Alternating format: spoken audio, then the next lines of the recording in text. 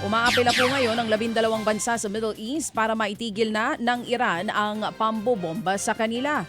Sa idinaos po na meeting sa Riyadh, kinondena ng foreign ministers sa mga Arab country ang missile drone attack ng Iran. Hindi na daw makatarungan ang pagdamay sa kanila sa gera at may karapatan na silang dumepensa. Hinimok nila ang Iran na itigil na ang mga atake bilang paunang hakbang sa pagpapahupa ng tensyon sa rehiyon. Matatanda ang sinabi na noon ng Iran na hindi o natitigil lamang sila sa pag-atake kung hindi gagamitin ng Amerika ang mga bansa sa Middle East sa opensiba nito laban sa kanila. Sa iba pang balita, naghahanap na ang pamahalaan ng iba pang pupwedeng mapagkuhanan ng supply ng produktong petrolyo. Ayon po sa Pangulong Bongbong Marcos Jr., kinakausap na daw nila ang iba pang bansang pupwedeng mapagkuhanan ng langis. Kung iniiwasan dati ng Pilipinas na mag-angkat po ng coal o uling, bibili na daw tayo ngayon dahil nga sa krisis para hindi kulangin ang supply ang mga power plant sa bansa.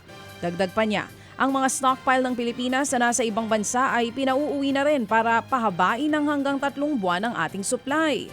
Suportado rin ng Pangulong Marcos Jr. ang paggamit ng solar energy para mas makatipid ang mga tao. Sa iba pang balita, muli namang iginiit ng kampo ni Vice President Sara Duterte na depektibo ang 2 impeachment complaints laban sa bise na naideklarang sufficient in grounds ng House Justice Committee. Pagbibigay din po ng abogado ng Vice Presidente na si Attorney Michael Powa, nakaangkla daw ang reklamo sa anilay mga haka-haka lamang.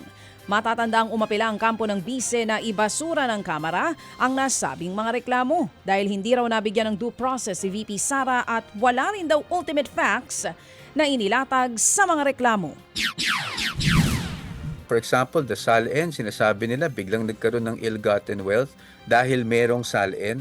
Parang hindi po namin makita yung logical connection doon. Dahil may pinakita kang SALN, bigla na lang lumaki daw yung SALN at biglang may conclusion of law na ill-gotten wealth yun. So doon lang naman po talaga kami nanggagaling. Mga kapatid, yan nga po ang tinig ni Attorney Michael Powa, isa sa mga abogado ni VP Sara. Nilinaw naman po ni House Justice Committee Chair Jervil Luistro na may 5 step bago po makumpleto ng komite ang impeachment proceeding. Ang paglilinaw po ni Luistro, hindi pa paglilitis ang deliberasyon sa komite. Hinahanap pa lamang daw kung may sapat na dahilan para nga makapagpatuloy ang impeachment. Ay, teka lang, ayusin lang po namin yung telebisyon. Bakit na merong karning baka doon sa TV? Okay na po. Impeachment po tayo. Oo, teka lang. Nalito lang po siguro yung aming pong mga tech dito. Tao lang, pasensya na. Ito na po, totoo na. Because that is so far from the truth. Thank you. I made you laugh, BBM. O ito nga po mga kapatid. Yung masaya. Hinahanap pa lamang daw kung may sapat nga pong dahilan para magpatuloy ang impeachment. Tugon ito ng mambabatas sa sinasabi ng kampo ng Vice Presidente na dapat ay naglatag muna ng mga ebidensya bago po tinukoy kung dapat bang ituloy ang hearing sa impeachment o hindi. Yung evidence na may require dito is just reasonable amount of evidence. It is not substantial evidence, it is not probable cause, lalo namang hinding proof beyond reasonable doubt. No? As a matter of fact, to be specific, nowhere in the rules will you see the amount of evidence required. The only parameter is, according to the Supreme Court, it depends on the exclusive judgment of the justice members whether the complaint on its face and on its attachment can be declared as sufficient in form and in substance.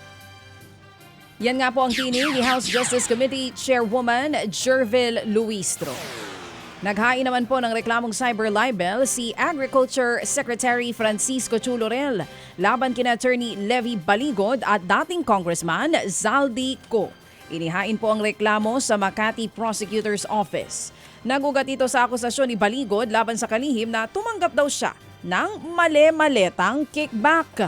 Si Baligod po ang tumatayong abogado ng 18 dating Marines na nagsilbi daw na bagman ni Zaldico. Idinawit din ni Zaldico si Laurel sa umano'y manumalyang importasyon ng bigas, sibuyas at maraming iba pa. Ayon sa kalihim, importante ang pagsasampa ng kaso para matiyak na hindi maliligaw ang publiko sa mga maling impormasyon.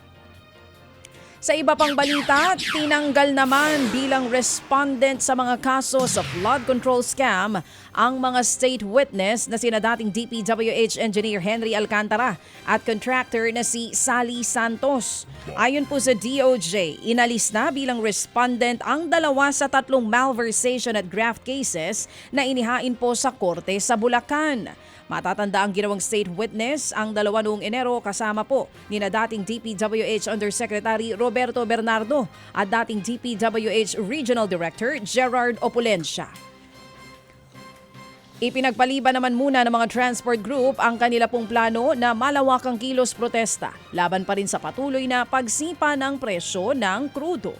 Ayon sa Liga ng Transportasyon at Operators sa Pilipinas o LTOP, nakatanggap sila ng mensahe mula po sa palasyo na gusto silang makausap ng Pangulong Marcos Jr. Gusto raw ni PBBM na mas malaking ayuda ang maibigay sa mga tsoper. Dahil po dyan, binigyan nila ng palugit ang gobyerno para sa isang dialogo sa kanilang sektor bago sila tuluyang magdesisyon kung magtitigil pasada ulit o hindi.